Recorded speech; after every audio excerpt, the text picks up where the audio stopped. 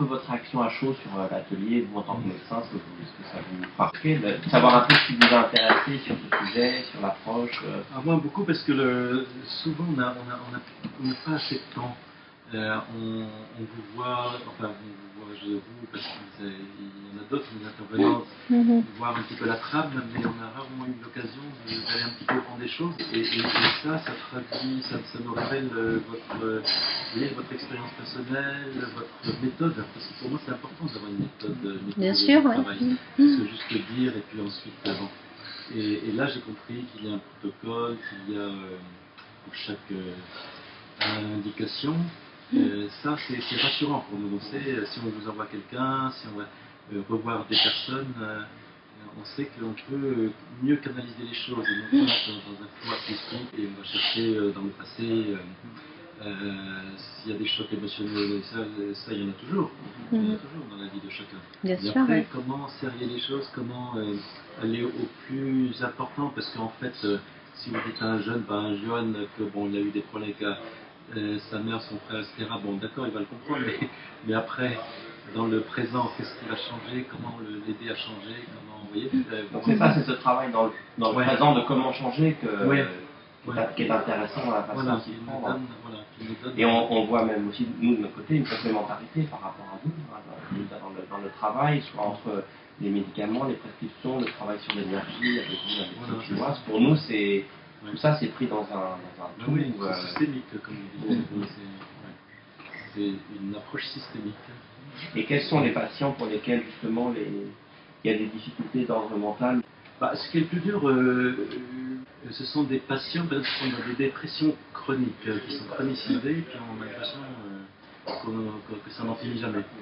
Et qu'on peut, en tant que thérapeute, être compliant, conciliant, mais des fois on peut être aussi, on en a marre. Ça s'appelle ces patients qui nous intimident ou qui nous énervent. Et oui, parce qu'il y a des gens qui sont tellement dans la léthargie répétitive et tout ça, qui font penser que finalement peut-être que dans les sociétés riches, il y a beaucoup plus de dépressifs parce qu'en fait ils se complaisent dans leur qu'on les aide, ils se victimisent, et donc on les assiste.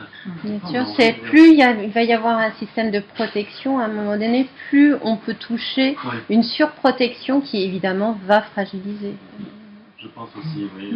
Le piège. C'est le piège, oui.